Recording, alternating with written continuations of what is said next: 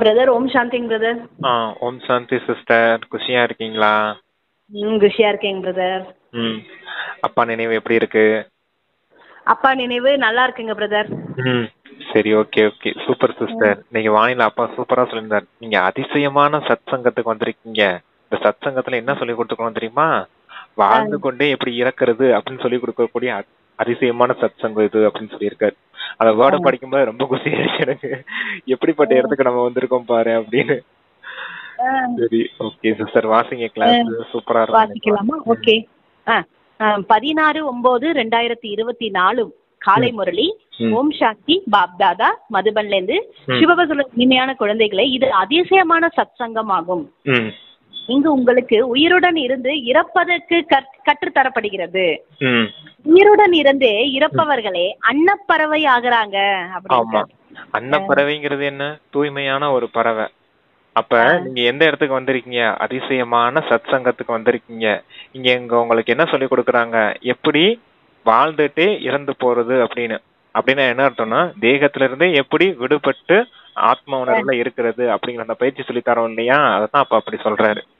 இப்படி யாரு இந்த பயிற்சியை வாழ்ந்து கொண்டே இறந்து போறாங்களோ, ஆத்ம உணர்வுல இருக்காங்களோ, அவங்க கண்டிப்பா தூய்மை ஆயிடுவாங்க.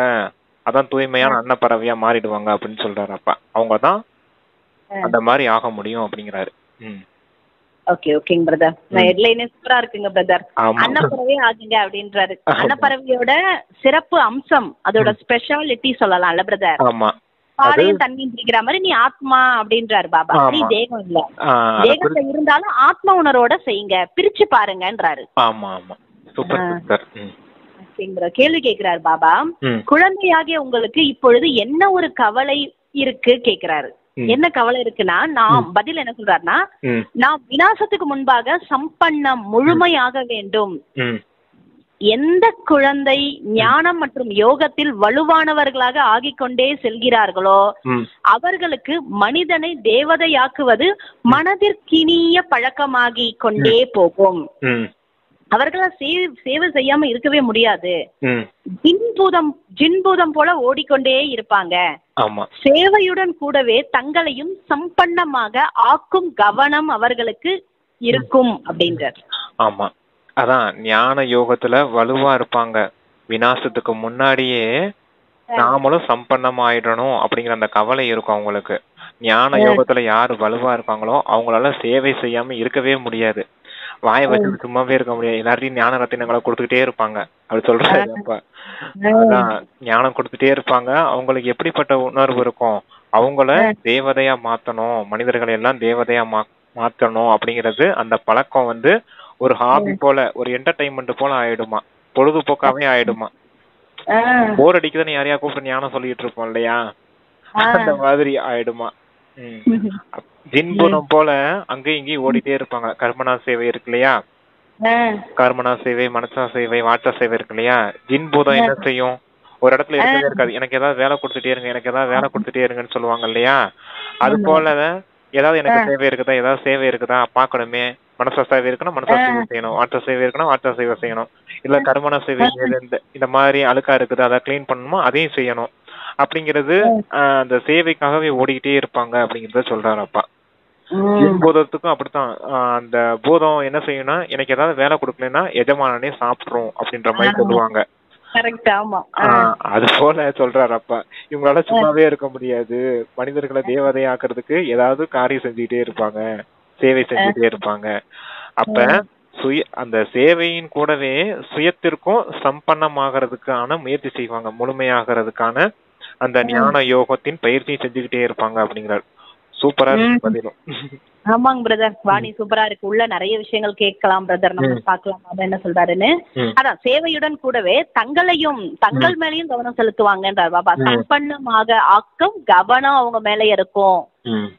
கரெக்ட். ஓகேங்க பிரதர். பாபா சொல்றாரு ஓம் சாந்தி சொல்லி ஆன்மீக தந்தை ஆன்மீக குழந்தைக்கு புரிய வைக்கிறார். ஆத்மாக்கள் அனைவரும் சாகாரத்தில், அதாவது உடலில் வசிப்பது இருக்கிறார்கள். உடலில் தான் வசித்துக் கொண்டு இருக்கிறார்கள். மேலும் பிரஜாபிதா பிரம்மாவோட குழந்தைகளும் ஆவார்கள். ஏனெனில் தத்தெடுக்கப்பட்டவர்களாகவும் இருக்கிறாங்க. இவர்கள் அனைவரும் சகோதர சகோதரியாக ஆக்குகிறார்கள் என்று உங்களை எல்லோரும் சொல்கிறார்கள். உண்மை அதுதான்றாரு பாபா. உண்மையில் ஆத்மா நீங்க சகோதரர் தான் ஆவீர்கள் என்று குழந்தைக்கு தந்தை புரிய வைக்கிறாரு. உண்மையா சொல்றாரு. இப்பொழுது புதிய சிருஷ்டி ஆகுதுன்றார் பாபா. இப்ப புதிய சிருஷ்டி படைப்பு ஆகுது. எனவே முதல்ல பிராமணர்களோட குடுமி வேண்டும். நீங்க சூத்திரர்களா இருந்தீங்க, இப்போ டிரான்ஸ்பர் மாற்றம் ஆகி இருக்கீங்க. பிராமணர்கள் கூட அவசியம் வேண்டும். அப்படி கேட்டுட்டு பாபா சொல்றாரு, பிரஜாபிதா பிரம்மாவின் பெயர் பிரசித்தமாக இருக்கு. இந்த கணக்குப்படி குழந்தையாக நாம் அனைவரும் சகோதரிகள் ஆகிறோம். யாரெல்லாம் தங்களை பிரம்மகுமார் குமாரி என்று அழைத்துக் கொள்கிறார்களோ அவர்கள் அவசியம் சகோதரிகள் ஆகிறார்கள். எல்லாருமே பிரஜாபிதா பிரம்மாவோட குழந்தைகள் ஆவார்கள். எனவே அவசியம் சகோதரியாகத்தானே இருக்க வேண்டும். இதை அறியாதவர்களுக்கு புரிய வைக்கவும் வேண்டும். அறியாதவர்களும் இருக்கிறார்கள், பின்னர் குருட்டு நம்பிக்கை உடையவர்களாகவும் இருக்கிறார்கள். யாருக்கு பூஜை செய்கிறோம்? இவர் இன்னார் என்று நம்பிக்கை கொள்கிறார்கள், பின் அவர் பற்றி எதுவுமே தெரியாமலும் இருக்கிறார்கள். லட்சுமி நாராயண கூட பூஜை செய்கிறார்கள், ஆனால் அவர் எப்பொழுது வந்தார், எப்படி இப்படி ஆனார்கள், பிறகு எங்கு சென்றார்கள், எதுவுமே தெரியாம இருக்கிறார்கள். எந்த ஒரு மனிதனும் நேரு போன்றவரை அறியாதிருக்கிறார்கள் என்றால் அவர்களுடைய சரித்திரம் பூகோளம் பற்றி கூட எல்லாமே தெரிந்திருப்பார்கள். வாழ்க்கை சரித்திரம் பற்றியும் அறியாமல் உள்ளார்கள் என்றால் பின் அவர்களால் என்ன பயன்? பூஜை செய்யறாங்க, ஆனா அவர்களது வாழ்க்கை சரித்திரம் அறியாமல் இருக்கிறார்கள். இருங்க சிஸ்டர் சொல்லிடலாம். ஃபர்ஸ்ட் அந்த பிரம்மகுமார் குமாரிகளை பத்தி சொன்னார் பாத்தீங்களா, எல்லாருமே பிரம்மாவுடைய குமாரிகள் தான். அப்ப நீங்க எல்லாரும் சகோதரினே இருக்கீங்க. அப்ப என்ன புருஷார்த்தம் பண்ணணும் அப்படின்றதுக்காக அப்பா அப்படி சொல்றாரு அப்படின்னா, சகோதரிக்குள்ள அந்த விகாரத்தின் சிந்தனை இருக்கக்கூடாது இல்லையா, அதுக்காக அது அப்பா சொல்ல வர்றாரு. அதுக்கு ஒரு நல்ல ஞான பாயிண்ட் அது என்னன்னா, என்னுடைய பாபா அப்படிங்கிற அந்த உணர்வோட இருங்க, அப்பதான் உங்களால நல்ல விதத்துல புருஷார்த்தம் பண்ண முடியும்னு சொல்லுவார் இல்லையா. அதுதான் சொல்றாரு, என்னுடைய பாபா என்னுடைய சகோதரன் அப்படிங்கிற 2 வார்த்தையை ஞாபகம் வச்சுட்டா போதும், விகாரத்தின் சிந்தனை அதிகமா எழும்பாது. அந்த பார்வையை உறுதியாக்கணும், அந்த உள் உணர்வுல என்னுடையது அப்படிங்கிற உணர்வை கொண்டுட்டு வரணும். என்னுடைய பாபாங்கிற உணர்வு எந்த அளவுக்கு நமக்கு இருக்குதோ, பிரம்ம பாபாவை சொல்ல சிவபாபாவை, சிவபாபா எல்லாருமே ஆத்மாக்கள் சகோதரர்கள் தானே சொன்னாரு சிவபாபா. அத சொல்றேன், என்னுடைய பாபாங்கிற உணர்வு எந்த அளவுக்கு நமக்கு இருக்குதோ அதே போல மற்ற ஆத்மாக்களை பார்க்கும் போதும், தேகதாரி மனிதர்களை பார்க்கும் போதும் உள்ள இருக்க ஆத்மா என்னுடைய சகோதரன் அப்படிங்கிற அந்த உணர்வோட இருக்கணும். அப்படி இருந்தீங்கன்னா விகாரத்தின் சிந்தனையும் அந்த காம விகாரத்திலிருந்து வெளிப்படுறது ரொம்ப ஈஸியா இருக்கும் அப்படிங்கறத சொல்றேன். சரி, ஓகே சார். அப்புறம் இந்த லட்சுமி நாராயணனுடைய அந்த கோயில் எல்லாம் இருக்குது பாத்தீங்க இல்லையா, அவங்களுடைய வாழ்க்கை சரித்திரம் என்னன்னு அங்க பூஜை செய்யறவங்களுக்கும் தெரியாது, வழிபடுற மனிதர்களுக்கும் தெரியாது, பக்தர்களுக்கும் தெரியறதில்ல. அது தெரிஞ்சுக்கிடாம நீங்க என்ன பூஜை நடத்தி என்ன பிரயோஜனம்? அது அவங்க யாரு, எப்படிப்பட்டவங்க, அந்த லட்சுமி நாராயணன் எப்படி அந்த மாதிரி உயர்ந்த பதவி அடைஞ்சாங்க, எதுக்கு இந்த மாதிரி அவங்கள பூஜைக்குரிய நிலையில வச்சு வழிபட்டு இருக்கோம் அப்படிங்கறதெல்லாம் தெரிஞ்சுக்கணும் இல்லையா. அதுக்கு தான் இந்த சத்சங்கத்துக்கு வந்திருக்கீங்க அப்படின்னு சொல்றாரு அப்பா. சிஸ்டர் அத பாபா சொல்றாரு, இந்த நேரு பத்தி எல்லாம் தெரிஞ்சிட்டு இருக்கீங்க, அதெல்லாம் பாட புத்தகத்துல கூட இருக்கு, படிக்கிறாங்க. காந்தி பத்தி, நேரு பத்தி, எம்ஜிஆர் எல்லாமே எல்லாம் இருக்கு. அப்ப இந்த வாழ்க்கை வரலாறு உங்களுக்கு தெரியல அப்படின்றாரு பாபா. ஆனா பூஜை செய்யுங்க தெரிஞ்சுக்கலான்றார். இது எந்த புத்தகத்திலயுமே இல்ல, பாபா சொல்றதுனால தானே தெரியுது நமக்கு. அதுதான் இது வித்தியாசமான சத்சங்கம். இது எப்படின்னு சொன்னார், இறந்துடணும் அப்படின்னாரு, வாழ்ந்து கொண்டே இறக்குற கல்வி இங்க கத்து தராரு. அதுக்குதான் இதெல்லாம் புரிஞ்சுக்கோங்கன்றாரு. வாழ்க்கை சரித்திரம் பற்றி அறியாமல் இருக்கிறாங்க என்றால் பின் அவர்களால் என்ன பயன்? பாபா கேட்கிறாரு, பூஜை செய்யறாங்க, ஆனா அவர்களது வாழ்க்கை சரித்திரத்தை அறியாமல் இருக்கிறாங்க. மனிதர்களோட வாழ்க்கை சரித்திரத்தையோ அறிந்திருக்கிறார்கள். ஆனா யாரெல்லாம் முன்னோர்கள் வாழ்ந்து சென்றார்களோ அவர்கள் ஒருவருடைய வாழ்க்கை சரித்திரம் பற்றி கூட அறியாமல் இருக்கிறார்கள். சிவனுக்கு எவ்வளவு பூஜாரிகளும் இருக்கிறாங்க, பூஜையெல்லாம் செய்யறாங்க. அதாவது சிவனுக்கும் சரி, லட்சுமி நாராயணனுக்கும் தேவதைகளுக்கும் செய்யறாங்க.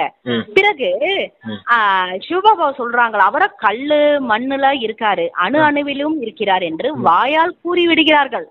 இது என்ன வாழ்க்கை சரித்திரம் ஆகியது, இது என்ன வாழ்க்கை சரித்திரம் ஆகியது அப்படின்னு கேட்கிறாரு. இதுவோ அறிவுபூர்வமான விஷயம் ஆகவில்லை. புரிஞ்சுக்கல. தங்களை கூட பதித்த மாணவர்கள்னு சொல்றீங்க, புரிஞ்சுக்கிறீங்க. பதித்த நிலை என்ற வார்த்தை எவ்வளவு பொருத்தமா இருக்கு. பதித்த நிலை என்றால் விகாரி. நாங்கள் பிரம்மகுமார் குமாரி என்று ஏன் அழைக்கப்படுகிறோம் என்பதை பற்றி நீங்கள் புரிய வைக்கலாம், அவர்களுக்கு சொல்லி புரிய வைக்கலாம். ஏன்னா பிரம்மாவோட குழந்தைகள் ஆவோம் மற்றும் தத்தெடுக்கப்பட்டவர்களும் நாம ஆகிறோம். நாம் குக வம்சாவளி அல்ல, முக வம்சாவளி. பிராமணர் பிராமணிகளோ சகோதர சகோதரிகள் ஆகிறார்கள். எனவே அவர்களுடைய கிரிமினல் குற்றப்பார்வை இருக்கவே முடியாது. மோசமான ஆரம்பத்துல சொன்னல சிஸ்டர், ஏன் அப்பா அப்படி சொல்ல வராரு அப்படின்னு, விகாரத்தின் பார்வை உண்டாகும், அதுக்கு சொல்ல வராங்க. பிரம்மாவோட எல்லாருமே பிரம்மாவோட குக வம்சாவளி, அதாவது பிரம்மகுமார் குமாரிகள். ஆமா, வயிற்று வெளி பிறந்தவர்கள் இல்ல, எல்லாம் முக வம்சாவளி, வாய் வழியா பிறந்தவங்க, தத்தெடுக்கப்பட்டவங்க பிரம்மகுமார் குமாரிகள். பிரம்மா மூலமா சிவபாபா தான் தத்தெடுக்கிறாரு, ஆனா பிரம்மா மூலமா. அப்ப சிவபாபா தந்தையா இருக்காரு, பிரம்மா பாபா தாயா இருக்காரு. தாய் தந்தைக்கு பிறந்ததுனாலதான் நம்ம பிரம்மா குமார் குமாரிகள் சொல்லப்படுறோம். குமார் குமாரினா குழந்தைகள். ஆமா, குமார்னா ஆண்கள் குமாரர்கள், பெண்கள் குமாரிகள். பிரம்மா ஆமா. அப்புறம் சகோதர சகோதரி கிட்ட விகாரத்தின் பார்வை இருக்கலாமா? இருக்கக்கூடாது இல்லையா? அதான் குற்ற பார்வை இருக்குது. ஆனா மாத்திக்கோங்க. லௌகிகத்திலேயே பிரதர், லௌகிகத்திலேயே அப்படி இருக்க மாட்டாங்கல்ல, ஒரு அன்பு தானே இருக்கும் சகோதர சகோதரினா. ஆமா ஆமா, அந்த இதுதான் வேணும் அப்படிங்கறத சொல்றாரு அப்பா. அதான் நாம் அனைவரும் குக வம்சாவளி அல்ல, முக வம்சாவளி. பிராமணர் பிராமணிகளும் சகோதர சகோதரி ஆகிறார்கள். எனவே அவர்களுடைய கிரிமினல் குற்றப்பார்வை இருக்கவே முடியாது. மோசமான சிந்தனைகளில் முக்கியமானது காமத்தினுடையது. நாங்கள் பிரஜாபிதா பிரம்மாவோட குழந்தைகள், சகோதர சகோதரி ஆகிறோம் என்று நீங்கள் சொல்கிறீர்கள். நாம் அனைவருமே சிவபாபாவோட குழந்தைகள், சகோதர சகோதரர்கள் ஆவோம் என்று நீங்கள் இப்பொழுது புரிந்திருக்கிறீங்க. இதுவும் உறுதியாக இருக்கா கேக்குறார் பாபா. இதுவும் உறுதியாக உள்ளது, அப்படிதானே? உலகத்திற்கு எதுவுமே தெரியாது, வெறுமனே அவ்வாறு கூறி விடுகிறார்கள். சகோதர சகோதரர் வெறுமனதான் சொல்றாங்க. ஆனா பாபா இங்க புரிய வைக்கிறார், அனைத்து ஆத்மாக்களின் தந்தை அவர் ஒருவர் மட்டும் ஆவார் என்று நீங்கள் இப்போது அனைவருக்கும் புரிய வைக்கலாமே அப்படி கேட்கிறார். அவரை எல்லோரும் தானே அழைத்து கொண்டே இருக்கிறார்கள். நீங்கள் அனைத்து படமும் காண்பிக்கிறீங்க. பெரிய பெரிய தர்மத்தினர் கூட இந்த நிராகார தந்தையை ஏற்றுக்கொள்கிறார்கள். அவர் நிராகார ஆத்மாக்களின் தந்தை ஆவார். மேலும் பின் அதுக்கப்புறம் சாகாரத்தில் அனைவரின் தந்தை பிரஜாபிதா ஆவார். அவர் மூலமா பின் உங்களுடைய விருத்தி அடைந்து கொண்டே போகிறது, மரமும் வளர்ந்து கொண்டே செல்கிறது, பல்வேறு தர்மங்களும் வந்து கொண்டே இருக்கிறது. ஆத்மாவோ இந்த சரீரத்திலிருந்து தனிப்பட்டது. சரீரத்தை பார்த்து இவர் அமெரிக்கர், இவர் இன்னார் என்கிறார்கள். ஆத்மாவுக்கு அவ்வாறு கூறுவது இல்லை. ஆத்மாக்கள் எல்லோரும் சாந்தி தாமத்தில் இருக்கிறார்கள். அங்கிருந்து பாகத்தை நடிக்க இங்கு வருகிறார்கள். நீங்கள் எந்த ஒரு தர்மத்திற்கும் இதை பற்றி கூறுங்கள். மறுபிறவியோ எல்லோரும் எடுக்கிறார்கள். மேலும் மேலிருந்து புது ஆத்மாக்களும் வந்து கொண்டே இருக்கிறார்கள். எனவே தந்தை புரிய வைக்கிறார், நீங்களும் மனிதர்கள் ஆவீர்கள். மனிதர்களுக்கு தான் இந்த சிருஷ்டி சக்கரம் எப்படி சுற்றுது, இதன் படைப்பு கர்த்தா யார், இந்த சிருஷ்டி சக்கரம் சுற்றுவதற்கு எவ்வளவு நேரம் பிடிக்குது என்று இந்த படைப்போட முதல் இடை கடை பற்றி அவசியம் தெரிந்திருக்க வேண்டும். இது நீங்கள் தான் அறிந்திருக்கிறீங்க. தேவதைகள் இதை அறிவதே கிடையாது.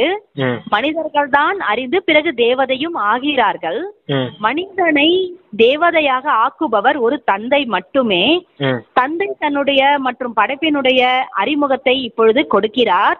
நாம் விதை ரூப தந்தையோட விதை ரூப குழந்தைகள் ஆவோம் என்பதை இப்போது புரிந்திருக்கீங்க. எப்படி தந்தை இந்த தலைகீழான விருட்சத்தை பற்றி இப்பொழுது அறிந்திருக்கிறாரோ அதே போல நாமும் அறிந்திருக்கிறோம். மனிதர்களுக்கு இதை ஒரு பொழுதும் புரிய வைக்க முடியாது. ஆனால் இப்பொழுது உங்களுக்கு யார் புரிய வைக்கிறார்னா தந்தை புரிய வைக்கிறார். புரிய வைக்கிறாரு. என்ன, மனிதனிலிருந்து தேவதையாக்க கூடியவர் இவர் ஒருத்தர் தான். எல்லாரும் சொல்றாங்க all are my brothers and சிஸ்டர்ஸ்னு. அதனுடைய அர்த்தத்தையே புரிஞ்சுக்கிறது இல்ல. தந்தை நிராகாரமா இருக்காரு, ஆத்ம ரூபத்துல பரமாத்மா இருக்காரு. அங்கதான் இருந்தோம், ஆத்மலோகத்துலதான் எல்லாருமே இருந்தோம். பரலோகம்னு சொல்லப்படுது இல்லையா, அந்த இடத்துலதான் ஆத்ம உலகம்னு சொல்றோம். அந்த உலகத்துலதான் எல்லாரும் ஆத்மாக்களும் இருந்தோம். அங்கதான் பரமாத்மாவும் இருந்தாரு. எல்லாரும் அங்க இருந்துதான் இங்க பிறவி எடுக்க வந்திருக்கோம். எல்லாரும் முதல்ல ஆரம்பத்துல தேவதைகளா இருந்தோம், இப்ப சாதாரண மனிதர்களா மாறிட்டோம். இப்ப மனிதன்ல இருந்து தேவதையா மாறணும் அப்படின்னா மறுபடியும் இந்த தந்தை வந்து நமக்கு பாடம் கற்பிக்கணும். நீங்க தெய்வீக குணங்களை தாரணம் செய்யணும், செஞ்சாதான் நீங்க தேவதையா ஆக முடியும். இந்த ஞானம் யாருக்கு கிடைக்குதுன்னா மனிதர்களுக்கு தான் கிடைக்குது. மனிதர்கள் தான் பிராமணர்களா மாறுறாங்க, சூத்திரர்கள் தான் பிராமணர்களா மாறுறாங்க. மாறின அவங்க தான் புருஷார்த்தம் பண்ணி தேவதையா மாற முடியும். இந்த ஞானத்தை கொடுக்கறதுக்கு தந்தை வர வேண்டியது இருக்குது. இதை மனிதர்கள் புரிஞ்சுக்கிறது இல்ல, குழந்தைங்க புரிஞ்சிருக்கீங்க அப்படிங்கிற சொல்றாரு. அந்த தேவதைக்கு இந்த ஞானம் தெரியாதுன்னு இப்ப மட்டும்தான் தெரியும். பிராமணர்களுக்கு மட்டும்தான் படைப்பவரை பத்தியும் தெரியும், தந்தையை பத்தியும் தெரியும், இந்த உலக நாடகத்தின் முதல் இடைக்கடை ஞானமும் தெரியும். ஆனா தேவதைகளுக்கு தெரியவே தெரியாது அப்படிங்கிறாரு. நீங்கள் பிரம்மாவின் குழந்தைகள் ஆகாதவரை இங்கு வர முடியாது. முழுமையான கோர்ஸ் பாடமுறை பெற்று, அதாவது பாடத்தை படிச்சு புரியாதவரை நீங்கள் பிராமணர்களோட சபையில் எவ்வாறு அமர முடியும்? இந்த கோர்ஸ் முடிக்கணும், அப்பதான் உங்களுக்கு புரியும், அப்பதான் உங்களால இங்க வந்து உட்கார முடியும் பிராமணர்களோட சபையில, இல்லன்னா புரியாது. அதுதான் சொல்றாரு பிரதர். கோர்ஸ் பாடமுறை பெற்று புரியாதவரை கோர்ஸ் 7 நாள் கோர்ஸ் எடுத்தாதானே சிஸ்டர் முரளி என்ன சொல்றான்னு புரியும். ஏன்னா அந்த 7 நாள் கோர்ஸ் எடுக்கும் போது அதுல சொன்ன விஷயங்கள் தானே அப்ப முரளிலையும் சொல்லுவாரு. அப்பதானே மேட்ச் பண்ணி பார்த்து நம்ம புரிஞ்சுக்க முடியும் என்ன அதுன்னு. அதனால புரிஞ்சுக்க முடியாது இல்லையா, அதை சொல்றாரு அப்பா. பிராமணர்கள் சபையில உட்கார முடியாது உங்களால, 7 நாள் கிளாஸ் முடிச்சதுக்கு பண்ணா வர முடியுங்கிறாரு. ஆனா 7 நாள் கோர்ஸ் முடிச்சவங்க சில பேர் அப்படியே கண்டினியூ பண்ணாம விட்டுறாங்க பிரதர். அவ்வளவுதான். கண்டினியூவா வர மாட்டேன்றாங்களே நிறைய பேர், நிறைய பேர் வந்திருப்பாங்க. ஆமா வரோம், ஏன்னா உங்களுக்கு விருப்பம் இல்லாம இருக்கலாம், இல்ல நல்ல விதத்துல புரிய வைக்காம இருக்கலாம், உங்களை புரிஞ்சுக்காம இருக்கலாம், இல்ல நம்ம பிராமண தர்மத்தை சேர்ந்த ஆத்மாக்களா இல்லாம இருக்கலாம், தேவதா ஆத்மாவா இல்லாம இருக்கலாம். வருவாங்க, கேட்டுட்டு போயிட்டாங்கன்னா என்ன செய்ய முடியும்? நம்மளுடைய வேலை என்னது? அப்பாவுடைய அறிமுகத்தை கொடுக்கணும். மிச்ச வேலையில அப்பாவுடையது தானே, அப்பா தானே கூட்டிட்டு வரணும். அவங்களுக்கு ஏதாவது உண்மையிலேயே நல்ல விதத்துல டச்சா இருந்துச்சுன்னா கண்டிப்பா நம்ம தர்மத்தை ஆத்மாக்களா இருந்தா கண்டிப்பா வந்து நம்ம கிட்ட புருஷார்த்தம் பண்ண வந்துருவாங்க இல்லையா. அதனால அதெல்லாம் யோசிக்காதீங்க, நிறைய பேர் வரத்தான் செய்வாங்க, போகத்தான் செய்வாங்க. வந்து இருக்கவங்களுக்கு நல்ல விதத்துல. அப்ப அவங்க எதுல வருவாங்க பிரதர்? கடைசியில வருவாங்க. இது காது கிட்ட போயிடுச்சு, காதுக்குள்ள ஆத்மா கேட்டு அப்ப என்ன ஆவாங்க? திரேதாயுகத்துல கடைசி பிறவில ஏதாவது ஒரு அவங்களுக்கு ஒரு பாக்கியம் கிடைக்கும் சிஸ்டர். என்னதான் இருந்தாலும் ஞானத்தை உள்வாங்கி இருக்காங்க இல்லையா, ஆத்மாங்கிற ஞானம் அது உள்ள போயிருக்குது இல்லையா. அந்த விஷயத்துக்காகவாது அவங்க கடைசி பிறவி எடுப்பாங்க சிஸ்டர். திரேதாயுகத்துல சொர்க்கத்துல ஒரு பிறவியை கண்டிப்பா எடுப்பாங்க. ரொம்ப உயர்ந்த பதவியெல்லாம் இருக்காது, சும்மா சாதாரண பிரஜைகளா இருப்பாங்க. கொஞ்சம் சொர்க்கத்தை பாத்துருவாங்க. ஆமா, ஏதோ ஒரு ஒரு ஒரு பிறவி சுகம்னா பாருங்க எப்படி இருக்கும்னு. Correct correct. ஒரு சுகம், ஒரே ஒரு பிறவில சுகம் கிடைக்கிறது. 2500 வருஷம் மொத்தமா சுகத்தை அனுபவிக்கிறது எப்படி, சொர்க்கத்தின் சுகத்தை கடைசி ஒரு 100 வருஷம் மட்டும் அனுபவிக்கிறது எப்படி? 2400 வருஷம் காலியா போயிடுச்சு இல்லையா. அந்த 2400 வருஷத்துக்கு தான் நம்ம நல்ல விதத்துல புருஷார்த்தம் பண்ணிக்கிட்டு இருக்கோம் இப்ப. அப்ப இந்த ஒரு கல்பத்துல நம்ம அந்த 2400 வருஷத்துக்கு முழுமையை அடைஞ்சிட்டோம்னா ஒவ்வொரு கல்பத்திலும் நம்ம தானே அடைய போறோம். அதுக்குதான் இந்த இப்பயே நல்ல விதத்துல முயற்சி செய்யுங்கன்றாரு அப்பா. சிலர் என்ன சொல்றாங்க, நாங்க போனதெல்லாம் அடைஞ்சிருந்தா இப்போ அடைய போறோம்னு நினைக்கிறாங்க. அப்படி கிடையாது. இப்பதான் நம்ம டிராமாவை நல்ல விதத்துல விதைக்கிறோம். இப்ப என்ன விதைக்கிறோமோ அதான் 5000 வருஷத்துக்கு நம்ம அறுவடை செய்ய போறோம். அப்ப இப்பயே நல்ல விதத்துல விதைச்சு நல்ல சம்பன்னம் ஆற அளவுக்கு நல்ல விதத்துல முயற்சி செஞ்சிட்டோம்னா 5000 வருஷத்துக்கு அதனுடைய பலனை அனுபவிக்க போறோம். இங்கதான் உழைப்பு செய்யணும். நான் வந்து எப்படின்னா ரிலேஷன் ஒருத்தவங்க அவங்க என்ன சொல்லிட்டாங்கன்னா, என்னது இப்ப பார்த்தாலும் ஆத்துமா ஆத்துமா ஆத்துமா ஆத்துமா, எனக்கு எனக்கு ஒன்னும் சரியா வரல. அதாவது அவங்க புரிஞ்சுக்கிறாங்க, எப்ப பார்த்தாலும் ஆத்மா ஆத்மா சொல்றாங்களேன்ட்டு அவங்க வரலைங்க பிரதர். ஆனா ஞானம் கோர்ஸ் மட்டும் எடுத்துக்கிட்டாங்க. அதான் கடைசி பிறவில அப்படி வருவாங்க. அவங்க அந்த ஆத்மான்றதை அவங்களால ஃபீல் பண்ண முடியல. ஆமா, அதான் நம்ம தர்மத்தை ஆத்மாக்களா இருந்தா கண்டிப்பா வந்திருப்பாங்க, புரிஞ்சிருப்பாங்க. இப்ப நீங்க புரிஞ்சுக்கிட்டீங்க இல்லையா, நீங்க புரிஞ்சுக்கிட்டீங்க இல்லையா? ஆமாங்க பிரதர். எப்படி புரிஞ்சுக்கிட்டீங்க? எப்படி புரிஞ்சுக்கிட்டேன்னா, இந்த ஞானம் ரொம்ப நமக்கு நல்லா பிடிச்சிருக்குங்க பிரதர், ரொம்ப நல்லா இருக்கு. ஆத்மான்றது ரொம்ப நம்மளால ஈஸியாவும் இருக்கு, முடியும் பண்ண முடியும் தோணுதுங்க பிரதர். ஆத்மான்றது ரொம்ப கஷ்டமா தெரியலைங்க பிரதர், ரொம்ப நல்லா இருக்கு எனக்கு. ரொம்ப நல்லா பிடிச்சிருக்கு. அப்ப நம்ம இந்த தர்மத்துல இருக்கனால பிடிச்சிருக்கு. ஆமா, அந்த தன்மை நமக்குள்ள இருக்குது, அதை புரிஞ்சுக்க கூடிய தன்மை நமக்கு இருக்கிறதுனால இந்த தர்மத்தை ஆத்மாவா இருக்கும். அவங்களால புரிஞ்சுக்க முடியல இல்லையா? அப்ப அவங்க அவங்க நம்ம தர்மத்தை ஆத்மாக்கள்லன்னு புரிஞ்சுக்கலாம், அவ்வளவுதான். சரிங்க. அதான் பாபா சொல்ற 7 நாள் பாடம் பெற்றீங்கன்னா தான் பிராமணர்களோட சபையில அமர முடியும், இல்லைன்னா புரியாது எவ்வாறு அமர முடியும்னு கேட்டுட்டு இது இந்திர சபை என்று கூறுகிறார்கள். இதற்கு இந்திர சபை என்றும் கூறுகிறார்கள். இந்திரன் ஒன்றும் அந்த தண்ணீரோட மழையெல்லாம் பொழிவதெல்லாம் கிடையாது. இந்திர சபை என்று கூறப்படுது எதுக்குன்னா பரிகள்ன்றாரு பாபா. அதாவது பரிகள் அப்படின்னா தேவ மங்கைகள். ஆமா, தேவ மங்கைகள். பரினா தேவதை, பரிதா அப்படின்னா சூட்சம தேவதைன்னு சொல்றோம் இல்லையா? அதான் பரினா தேவதைகள், தேவதைகளின் சபை அப்படின்னு சொல்லப்படுது. பரிகள் பிராக்கெட்ல தேவ மங்கைகள் போட்டு பரிகள் கூட நீங்கள் ஆக வேண்டும். அநேக விதமான தேவலோக பெண்கள் சாஸ்திரத்துல பாடப்பட்டிருக்கிறாங்கன்றாரு. நிறைய பேர் இருக்காங்க தேவலோக பெண்கள்னு.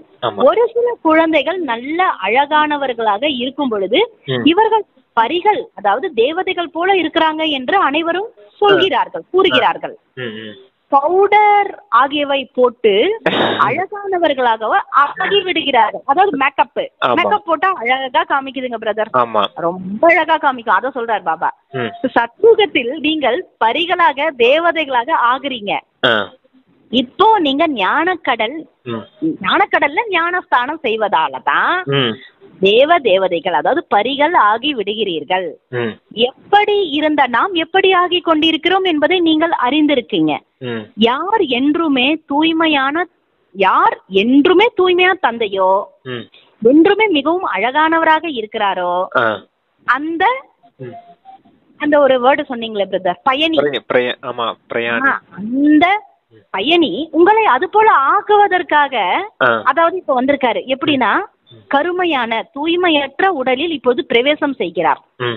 இப்பொழுது வெண்மையானவராக தூய்மையானவராக யார் உங்களை அப்படி ஆக்க முடியும்? பாபா தானே ஆக்க முடியும் இல்லையா? சித்தியோட சக்கரமோ சுற்ற வேண்டி இருக்கு. இப்போது நீங்களோ வெண்மையாக தூய்மையானவராகவும் ஆக வேண்டி இருக்கு. படிப்பிக்கக்கூடிய ஞான கடல் ஒரே ஒரு தந்தை ஆவார். ஞானத்தின் கடல், அன்பின் கடல் அவர் மட்டுமே. அந்த தந்தைக்கு தான் மகிமைகள் நிறைய பாடப்படும். லௌகிக தந்தைக்கு இந்த மாதிரி மகிமைகள் இருக்க முடியுமா என்ன? எல்லை இல்லாத தந்தைக்கு தான் மகிமை.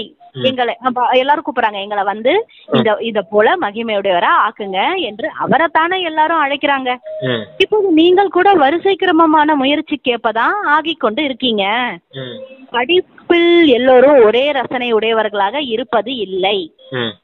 இரவு பகலுக்கான வித்தியாசம் இருக்கு. உங்களிடம் கூட நிறைய பேர் வருவார்கள். பிராமணரா அவசியம் ஆகத்தான் வேண்டும். பிறகு ஒரு சிலர் நல்ல முறையில் படிப்பார்கள், ஒரு சிலர் குறைவாக படிப்பார்கள்.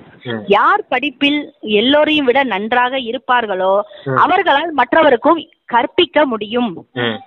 இத்தனை கல்லூரிகள் வெளிப்பட்டு கொண்டே இருக்கிறது என்பது நீங்கள் இப்பொழுது புரிந்து கொள்ள முடியும்.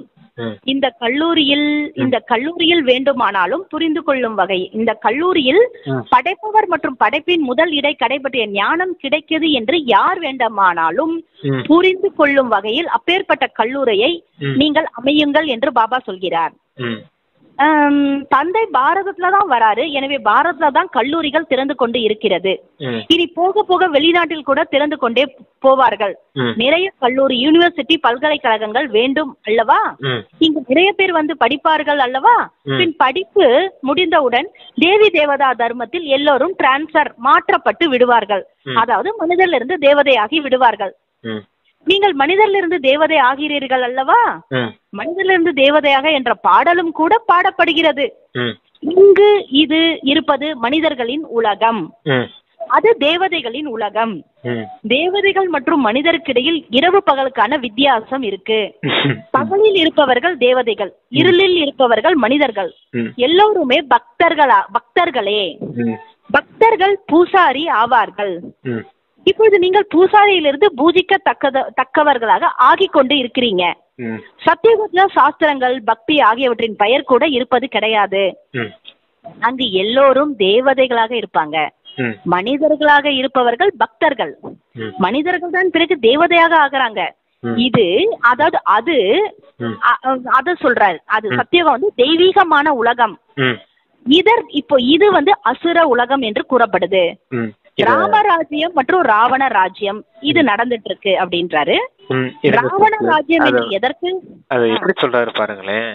கருப்பு வெள்ளை, இரவு பகல், தூய்மையற்றது தூய்மையானது அப்படி எல்லாத்தையும் சொல்றாரு பாத்தீங்களா. கருப்புங்கிறது இருட்டா இருக்கும், அங்க தூய்மையற்ற விஷயங்கள் நடக்கும். பகல் நேரம் பகல் வெளிச்சமா இருக்கும், அங்க தூய்மையான விஷயங்கள் இருக்கும். அப்ப பகல்னா அந்த இது இல்லையா, இரவு பகல் வித்தியாசம் தெரியுது இல்லையா உங்களுக்கு. மனிதர்கள் வந்து இரவை சேர்ந்தவங்க, அசுர குணம் உடையவங்க. தேவதைகள் பகல் காலத்தை சேர்ந்தவங்க, அப்ப அவங்க தெய்வீக குணங்கள் நிரம்பியவங்க. இங்க இங்க ஆத்மாக்கள் மனிதர்கள் வந்து கருப்பா தமோ பிரதான நிலையில இருக்காங்க, அங்க தேவதைகள் சத்துவ பிரதான நிலையில இருக்காங்க. எப்படி அப்படி அப்படி மாத்தி மாத்தி சொல்றாரு பாத்தீங்களா, கருப்பு வெள்ளை அப்படின்னு. குழந்தைங்களுக்கு புரியணும்ன்றக்காண்டி அப்படி சொல்லிட்டு இருக்காருப்பா, டிஃபரன்ஸ் பண்ணி. அந்த அசுர உலகத்துல இருக்கிறவங்க இருளில் இருக்கிறார்கள். தப்பு செய்யக்கூடிய அந்த ஒரு மனநிலை வந்து இருள தான் உருவாகுது. ஆமா, அது சூப்பரா சொல்றீங்க பிரதர். எப்படி வருது மாயா ராவணோட ராஜ்யம், பாபா இப்ப சொல்லி புரிய வைக்கிறாரு ஆத்மாக்களுக்கு. ஆமா, அது ராவண ராஜ்யம், இது ராமராஜ்யம். அங்க மனிதர்களா இருந்தீங்க, இங்க தேவதைகளா மாற போறீங்க. நடுவுல இதெல்லாம் சொல்லி தரது இந்த சங்கம யுகத்துல படிப்பு படிச்சுட்டு இருக்கீங்க. இதுதான் காலேஜா இருக்குது, பல்கலைக்கழகமா இருக்குது, யூனிவர்சிட்டியா இருக்குது. இங்கதான் இந்த பாடத்தை படிக்க முடியும் உங்களால. இப்ப இங்க கொஞ்சம் கல்லூரி காலேஜ் எல்லாம் ஆரம்பிச்சிருக்கீங்க, இன்னமும் அடுத்து விருத்தியாகி போயிட்டே இருக்கும் ஃபாரின்ஸ்லாம் அப்படின்னு சொல்றாரு. இப்ப நம்ம பாக்குறோம் இல்லையா, அப்பா அதை 1969 முன்னாடி சொல்லியிருக்காரு. இப்ப எவ்வளவு இடமும் வந்துருச்சு இல்லையா, வேர்ல்டு ஃபுல்லா வந்துருச்சு இல்லையா, பிரம்மகுமாரிஸ் யூனிவர்சிட்டி சென்டர்ஸ் எல்லாம் வந்துருச்சு இல்லையா, அதை சொல்றாரு அப்பா. இன்னும் நிறைய திறந்துகிட்டே போவீங்க அப்படின்னு. எல்லாருக்கும் அறிமுகம் கிடைக்கணும் இல்லையா, அப்பாவுடைய அறிமுகம். சரி சரி. இப்ப அதான் பாபா இது அசுர உலகம், ராமராஜ்யம் ராவணராஜ்யம். ராவணராஜ்யம் என்று எதற்கு சொல்லப்படுது அப்படின்னு கேட்கிறார் பாபா. ராவணராஜ்யம் என்று எதற்கு கூறப்படுகிறது என்பது இதற்கு முன்பு உங்கள் புத்தியில் இருந்ததா அப்படின்னு கேட்கிறாரு. ராவணன் எப்பொழுது வந்தான் தெரியுமா கேட்கிறாரு. எதுவும் தெரியாம தான் இருந்தது.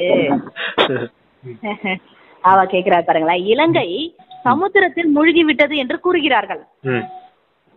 இதே போல துவாரகைக்கும் சொல்கிறார்கள். இந்த முழு இலங்கையே மூழ்கி போகிறது, முழு உலகம் கூட எல்லையில்லாத இலங்கை ஆகும் என்பதை இப்பொழுது நீங்கள் புரிந்துள்ளீர்கள். இவை எல்லாமே மூழ்கி போய்விடும், தண்ணீர் வந்து விடும், மற்றபடி சொர்க்கம் மூழ்கி விடுகிறதா என்ன? எவ்வளவு ஏராளமான செல்வம் இருந்தது. ஒரே ஒரு சோமநாத் கோயிலை முகமதியர்கள் எவ்வளவு கொள்ளையடித்தார்கள் என்பதை நீங்கள் இப்பொழுது அதாவது பாபா வந்து புரிய வச்சிட்டாரு உங்களுக்கு, புரிஞ்சுட்டு இருக்கீங்க. இப்ப பாருங்க, எதுவுமே இல்ல. பாரதத்தில் எவ்வளவு ஏராளமான செல்வம் இருந்தது, பாரதத்துக்கு தான் சொர்க்கம்னு சொல்லப்பட்டது. இப்போ சொர்க்கம் என்று இதை சொல்வார்களா? இப்பொழுது நரகம் என்றுதான் கூறப்படும் சொல்றார் பாபா. மீண்டும் சொர்க்கம் உருவாகும். சொர்க்கத்தை யார் உருவாக்குறாரு? நரகத்தை யார் அமைக்கிறாரு? சொர்க்கம் யார் உருவாக்கிறார்கள், நரகத்தை யார் அமைக்கிறார்கள் என்பதை இப்பொழுது நீங்கள் அறிந்து விட்டீர்கள். ராவண ராஜ்யம் எவ்வளவு காலம் நடக்குது என்பதையும் உங்களுக்கு பாபா புரிய வச்சிட்டாரு. ராவண ராஜ்யத்தில் எவ்வளவு ஏராளமான தர்மங்களும் ஆகிவிட்டது. ராமராஜ்யத்தில் சூரிய வம்சத்தினர், சந்திர வம்சத்தினர் மட்டும்தான் இருப்பாங்க. இப்போ நீங்க என்ன பண்ணிட்டு இருக்கீங்கன்னா படிச்சுட்டு இருக்கீங்க. இந்த படிப்பு வேறு யாரோட புத்தியிலும் இல்லவே இல்லை. அவர்கள் இருப்பது எங்க? ராவண ராஜ்யத்துல. ராமராஜ்யம் என்பது சத்தியுகத்தில் இருக்கும். நான் அதற்காக உங்களை தகுதியுடையவராக இப்போ ஆக்குகிறேன் என்று தந்தை சொல்கிறார். பிறகு நீங்கள் தகுதியற்றவர்களாக ஆகிவிடுகிறீர்கள். தகுதியற்றவர் என்று ஏன் கூறுகிறார்கள்? ஏன்னா பதீத்தமானவர்களாக ஆகிவிடுறீங்க. தேவதைகளின் தகுதிகளினோட மகிமை மற்றும் தங்களுடைய தகுதியற்ற நிலையின் மகிமையும் பாடப்படுகிறது. அங்க தகுதியானவங்க மகிமையை பாடுறாங்க இல்லையா, தேவதைகள் இப்படிப்பட்டவங்க அப்படின்னு. பக்தியில கோயில எல்லாம் அவங்களுடைய பாடல் கீர்த்தனை எல்லாம் இருக்குது இல்லையா, சகஸ்ரராமம் இருக்கு இல்லையா, அதெல்லாம் இருக்குது இல்லையா, அதெல்லாம் மகிமை தானே, தேவதைகளின் மகிமை தானே. அத சொல்றாரு அப்பா. அவங்க தேவதைகளுக்கு அப்படிப்பட்ட மகிமை இருக்குது, ஆனா உங்களுக்கு என்ன மகிமை இருக்குது? உங்களுடைய மகிமை இருக்குது அப்படிங்கறத சொல்றாரு. என்ன மகிமை? பிராமணர்களா இருந்து தேவதைகளா ஆகுறீங்க, பிராமணன் தோ தேவதா அப்படின்றது மகிமையும் கூட இருக்குது இல்லையா, அதையும் சொல்றாரு. இந்த தூய்மையற்ற நிலையம் பத்தி உங்களுக்கு தெரிஞ்சிருக்கீங்க அப்படிங்கிறாரு.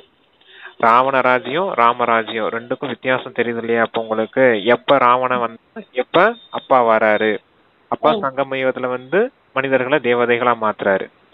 ஆனா ராவணன் வந்து என்ன செஞ்சான், தேவதைகளா இருந்த திரேதாயுகத்துல தேவதைகளா இருந்த நம்மள சாதாரண கீழான நிலைக்கு தூய்மையற்றவங்களா மாத்தி மனிதர்களா மாத்தி விட்டுட்டான். பாத்தீங்களையா?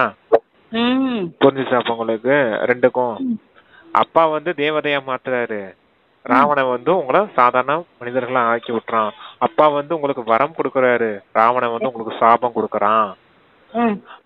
எப்படி ஒரு நாளைக்கு 12 மணி நேரம் இரவு 12 மணி நேரம் பகல் இருக்கு இல்லையா, அது போல இது எல்லையற்ற இரவு பகலுக்கான விஷயமா இருக்குது. 2500 வருஷம் சொர்க்கமா இருக்குது ஆத்மா உணர்வுல நீங்க இருந்ததுனால. அங்க சூரிய வம்சம் சந்திர வம்சம் 2 நடக்குது. ஆனா பாருங்க, ராவண ராஜ்யத்துல எல்லையற்ற இரவா போயிருச்சு. துவாபர யுகமும் கலியுகமும் மொத்தமா இருள் நிறைஞ்சதான் ஆயிடுச்சு. அப்ப சொர்க்கம் வந்து எப்படி இருக்குது, துவாரகைக்கு உதாரணமா சொல்றாரு. அத சொர்க்கம் அது மூழ்கி போகுதா, சொர்க்கம் எப்படி மூழ்கி போகும் அப்படிங்கறத சொல்றாரு அப்பா. இலங்கை இருக்கு இல்லையா, இலங்கை வந்து நரகமா இருக்குது. இந்த முழு உலகமுமே இப்ப இலங்கை போல இருக்குது. பக்தி மார்க்கத்திலேயே சொல்லியிருக்காங்க, இலங்கையை சுத்தி மொத்தமா தண்ணி இருக்கும் இல்லையா, நாலாப்புறமும் தண்ணி இருக்கிறது மாதிரி காமிச்சிருப்பாங்க. இலங்கை தீவு. அதனாலதான் ராமர் வந்து பாலத்தை கட்டி அமைச்சு அங்கிட்டு போனதா, இலங்கைக்கு போனதா சொல்றாங்க இல்லையா. அதுதான் அத சொல்றாரு அப்பா. இந்த முழு உலகமே இப்ப இலங்கை போலதான் இருக்குது, எல்லாமே ராவணனுக்கு வசமாய்தான் இருக்கீங்க அப்படிங்கறத சொல்றாரு. 5 விகாரங்களுக்கு வசமாய் தானே எல்லா மனிதர்களும் இருக்காங்க. விநாசம் நடக்க போகுது, இப்ப எல்லாமே மொத்தமா தண்ணிக்குள்ள மூழ்கி போயிடும். அப்ப முழு உலகம் இலங்கை ஆயிடுச்சு இல்லையா அப்படிங்கிறாரு. அந்த துவாரகை சொர்க்கம் போல இருந்துச்சு இல்லையா, அதத்தான் அதுக்கு உதாரணமா சொல்றாரு, சொர்க்கத்துக்கு உதாரணமா. ஏன்னா அங்கதானே கிருஷ்ணர் இருந்தாரு, ராஜ்யம் செஞ்சாரு. அப்படித்தானே பக்தி மார்க்கத்துல காமிச்சிருக்காங்க. அத சொல்ல வராரு அப்பாங்க. இந்த சோமநாத் கோயில்ல எவ்வளவு செல்வம் இருந்துச்சு, அந்த முகமது கஜினி வந்து எவ்வளவு கொள்ளையடிச்சிட்டு போனாரு. அந்த ஒரு கோயிலே எவ்வளவு செல்வம் இருந்துச்சுன்னா, அப்ப நீங்க வாழ்ந்தீங்களே 2500 வருஷம் சொர்க்கத்துல, அப்ப உங்களுக்கு வந்ததுன்னு கேக்குறாரு. எப்படி வந்தது, அப்ப இருந்தது எப்படி, நீங்க இருந்திருக்கீங்க, அதுதான் அத சொல்றாரு மென்ஷன் பண்ணி. ஆமா, அது கூட பாருங்க, முகமது கஜினி வந்தது 1000 வருஷத்துக்கு முன்னாடி தான், 1000த்துல தான் வந்தாரு. ஆனா நீங்க பாருங்க 4000 வருஷம் முன்னாடி வாழ்ந்திருக்கீங்க. இப்ப 5000 வருஷம் முடிய போகுது சிஸ்டர். சரிங்க சார், 4000 வருஷம் நம்ம நல்லா வாழ்ந்திருக்கோம் செல்வம். ஆமா, அந்த 4000 வருஷத்துல கேப்ல கூட பாருங்க அந்த ஒரு கோயில் அவ்வளவு செல்வம் இருந்திருக்குது. அப்ப அதுக்கு முன்னாடி எவ்வளவு வச்சிருந்திருப்போம்னு பாருங்க.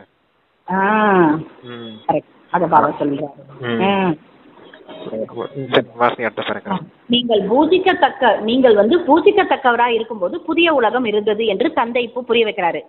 அங்க மிகவும் குறைவான மனிதர்கள் இருந்தார்கள். முழு உலகிற்கு நீங்க தான் எஜமானர், அதிபதியா இருந்தீங்க. இப்போ இத நினைச்சு உங்களுக்கு மிகுந்த குஷி இருக்க வேண்டும். சகோதரன் சகோதரியாக ஆகிறீர்கள் இல்லையா கேட்கிறார் பாபா. நீங்க சகோதரன் சகோதரி ஆகிறீர்கள் இல்லையா, இவர்கள் வீட்டை பிளவுபடுத்துகிறார்கள் என்று அவர்கள் கூறுகிறார்கள். நம்மளதான் சொல்றாங்களா எல்லாரும். ஓஹோ, எல்லாரையும் இங்க போகாதீங்க, என்ன பண்றோம், இங்க போகாதீங்க, இங்க போனீங்கன்னா கணவன் மனைவி அப்புறம் பிரதர் சிஸ்டரா மாத்தி விட்டுருவாங்க, சகோதரன் சகோதரியா மாத்தி விட்டுருவாங்க. அதான் சொல்றாரு அப்பா. சரி சரி, அதுதான் நல்லதுன்னு தானே சொன்னாரு அப்பா. அப்பதான் தூய்மையா இருக்க முடியும், தேவதைகளா மாற முடியும்னு முதல்ல சொன்னார் இல்லையா. ஆனா மனிதர்கள் இதை புரிஞ்சுக்கிறது இல்ல, இவங்க வீட்டை பிளவுபடுத்துறாங்க, இவங்க கணவன் மனைவியை சேர வர்றது இல்ல அப்படின்னு சொல்றாங்களா நம்மள. அத சொல்றாரு. பிரதர், இந்த முழு உலகிற்கு நீங்கள் தான் அதிபதியா இருந்தீங்க. இப்போ உங்களுக்கு மிகுந்த குஷி இருக்க வேண்டும். சகோதரன் சகோதரியாக ஆகிறீர்கள் இல்லையா, இவர்கள் வீட்டை பிளவுபடுத்துகிறார்கள் என்று அவர்கள் கூறுகிறார்கள். அவர்களே பின் வந்து இந்த கல்வியையும் பெறுகிறார்கள். அவங்க வராங்கன்றார் பாபா. இங்கே வந்த பிறகு ஞானமும் மிகவும் நன்றாக உள்ளது என்று புரிந்து கொள்கிறார்கள், அர்த்தத்தை தெரிந்து கொள்கிறார்கள் அல்லவா. சகோதர சகோதரி அல்லாது தூய்மை எங்கிருந்து வரும், எல்லாமே தூய்மையைத்தான் பொறுத்து உள்ளது. தந்தை வருவது கூட மிகவுமே தந்தை வருவது கூட மிக கீழே விழுந்திருக்கும் தேசமான மகத தேசத்தில் ஆகும். அதாவது தந்தை வருவதே ரொம்ப கீழான நிலையில விழுந்திருக்கிற இந்த பாரத தேசத்துல, மகத தேசம் பாரத தேசத்துல அப்படின்றாரு. மிகவும் பத்தித்தமாக தூய்மையற்றவரா இருக்கிறாங்க, உணவு பழக்கம் கூட அசுத்தமா இருக்கு. நான் அநேக பிறவிகளோட கடைசி சரீரத்துலதான் பிரவேசம் செய்யறேன்னு தந்தை சொல்கிறார். இவர் 84 பிறவிகள் எடுக்கிறார். ம். லாஸ்ட் சோ ஃபர்ஸ்ட், அதாவது லாஸ்ட் சோ ஃபர்ஸ்ட், அப்புறம் ஃபர்ஸ்ட் சோ லாஸ்ட், கடைசியில் வந்தவரே முதலில் வருவார். ஆமா, முதலில் வந்தவரே கடைசியில் வந்துருவார் அப்படிங்கிறார். கடைசியில் வந்தவர் முதல்ல வராரு, முதலில் வந்தவர் கடைசியில் வருவார். ஆமா, அது வந்து பிரம்மா பாபா தான் சொல்றாரு இல்லைங்களா? அந்த 84 பிறவிகள் சக்கரம் இருக்குல்ல சிஸ்டர், இவர் தான் 84 பிறவிகள் பாகம் நடிக்கிறாரு. இவர் தான் முதல்ல கிருஷ்ணரா ஜென்மம் எடுத்தாரு. இறுதியில இவர் பிராமணரா மாறிட்டாரு, பிரம்மாவா ஆயிட்டாரு. இப்ப இவர் தான் மறுபடியும் ஃபர்ஸ்ட்ல போவாரு, மறுபடியும் இவர் தான் லாஸ்ட்ல வருவாரு அப்படிங்கிறதுக்கு சொல்றாரு. ஓ சரிங்க பிரதர், அதான் சொல்றேன். Last so first, first so last, கடைசியில் வந்தவர் முதலில் வருவார், முதலில் வந்தவர் கடைசியில் வருவார். ஆமா, உதாரணமும் ஒருவருடைய தான் இருக்கு. உங்களுடைய பரம்பரை அமைய வேண்டி இருக்கு. எந்த அளவு நல்ல முறையில் புரிந்து கொண்டே செல்வீர்களோ பின் உங்களிடம் நிறைய பேர் வருவார்கள். இப்பொழுது மிக சிறிய செடி இருக்குது, புயல்கள் கூட நிறைய ஏற்படுது. சத்தியுகத்தில் புயல்களின் விஷயம்லாம் கிடையாது. மேலிருந்து புது புது ஆத்மாக்கள் வந்து கொண்டுதான் இருக்கிறாங்க. இங்கு புயல்களும் ஏற்பட்ட உடனே விழுந்தும் விடுகிறார்கள்.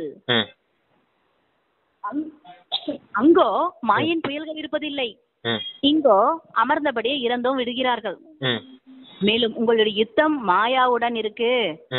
எனவே அதுவும் தொல்லை செய்து, சத்தியுகத்தில் இது இருக்காது, மற்ற எந்த தர்மத்திலும் இது போன்ற விஷயங்களும் சொல்வதும் கிடையாது, புரிஞ்சுக்கிறதும் இல்லன்றாரு பாபா. ராவண ராஜ்யம் மற்றும் ராமராஜ்யம் பற்றி வேறு யாரும் புரிந்து கொள்வதே கிடையாது. சத்தங்களுக்கு என்னவோ சொல்றாங்க என்றாலும் கூட அங்கு இறப்பது வாழ்வது பற்றிய விஷயம்லாம் ஒன்னும் சொல்லி தரது கிடையாது. இங்க குழந்தைகள் தத்து எடுக்கப்படுறாங்க, நாங்க சிவபாபாவோட குழந்தைகள்னு சொல்றாங்க. அங்கிருந்து அவரிடமிருந்து எங்களுக்கு ஆஸ்தியும் நாங்க பெறுகிறோம் சொல்றாங்க குழந்தைங்க. ஆஸ்தி எடுக்க எடுக்க பின் விழுந்து விடுகிறார்கள் என்றால் ஆஸ்தியும் முடிந்து போய்விடும். சொல்லிட்டு விழுந்துடுறாங்க, முடிஞ்சு போயிடும்ன்றாரு. அன்னத்தில் இருந்து மாறி கொக்காக ஆகிடுறாங்க. பாபா அன்னம்னு சொன்னாரு, உங்களை அன்னமா மாத்துறேன்னாரு, திரும்ப நீங்க கொக்கா மாறிடுறீங்கன்றாரு. ஆமா, முதல்ல தூய்மையற்ற பழக்க வழக்கங்களா வச்சிருக்கீங்க, அசுத்தமான உணவுகள்லாம் சாப்பிட்டு இருக்கீங்க அப்படிலாம் சொன்னார் இல்லையா? அதான் அன்னப்பறவை தூய்மையா இருக்கும், தூய்மையான காரியங்கள் செய்யும். எப்படி பாலையும் தண்ணியும் பிரிச்சு நல்லதை மட்டும் எடுத்துக்கிறது பாத்தீங்களா? ஆனா கொக்கு என்ன செய்யும்? கொத்தி சாப்பிடும், காயப்படுத்தும், மீன் சாப்பிடும். ஆமா, அது அசுத்தமான பறவை இல்லையா ஆயிடுச்சு இல்லையா? நீங்க அன்னப்பறவையா இருந்தீங்க, கொக்கா மாறி போயிட்டீங்க. இப்ப எல்லாரும் கொக்கு தான் இருக்கீங்க. எல்லாரும் இப்ப கொக்குல இருந்தா நீங்க மறுபடியும் அன்னப்பறவையா மாறணும் அப்படிங்கறத சொல்றாரு. கரெக்ட். இது ஆக்சுவலா இந்த ஞானம் வந்து நிறைய பேர் என்னன்னா ஃபர்ஸ்ட் இன்ட்ரெஸ்டா கேக்குறாங்க பிரதர். ஆமா, நல்லா ஆர்வமா சந்தோஷமா நல்லா இருக்கு, கடவுள் வந்துட்டார் நல்லா இருக்கு அப்படின்வாங்க. அடுத்து பாத்தீங்கன்னா என்னன்னு தெரியல, அவங்களுக்கு போர் அடிச்சிருமா இல்ல திரும்ப திரும்ப என்ன அவங்களால எதனாலன்னு தெரியல. இப்போ நமக்கே சில டைம் அப்படி தோணும். அப்ப நம்ம அதை எப்படி குஷியா மாத்திக்கணும், எப்படி மாத்தலாம், அததானே சிந்தனை பண்ணணும். பின்னாடி போய் விழுந்துறதுக்கு போய் சிந்தனை பண்ணக்கூடாது. அதான் பாடம் சொல்லி கொடுக்கறது யாரு அப்படிங்கிற நினைவு இருந்தாலே போதும், விட்டுட்டு போக மாட்டாங்க. அவங்களுக்கு அதுல நிச்சய புத்தி இல்ல, பாடம் சொல்லி கொடுக்கறது சிவன் தான் அப்படின்னு. அவங்க அந்த பக்தி மார்க்கத்திலேயே சிவன் எல்லாம் எப்படி இங்க வந்து பாடமா சொல்லி கொடுத்துட்டு இருப்பாரு.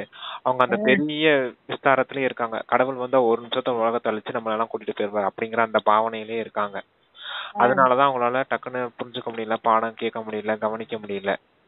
ஆனா சிவன் வந்து அந்த மாதிரி காரியம் செய்ய மாட்டாரு. அவர் வந்து ஞானம் கொடுத்து நம்மள நாமளே முயற்சி செஞ்சு மனிதன்ல இருந்து தேவதையா மாத்துற அளவுக்கு தான் அந்த வழிகாட்டதான் செய்வாரு. அறிமுகம் கொடுத்து வழிகாட்டதான் செய்வாரு அப்படிங்கறது விஷயம் அவங்களுக்கு புரிஞ்சுக்கிறதுல அந்த விஷயம் நல்ல விதத்துல புரிஞ்சுக்கிட்டாலே அவங்க நம்மள விட்டுட்டு போக மாட்டாங்க, அப்பா விட்டுட்டு போக மாட்டாங்க. அதுல நிச்சய புத்தி கம்மியா இருக்கிறதுனாலதான் அப்பா விட்டுட்டு போயிடுறாங்க, இப்படி விகாரத்தின் பக்கமா வசமாயிடுறாங்க.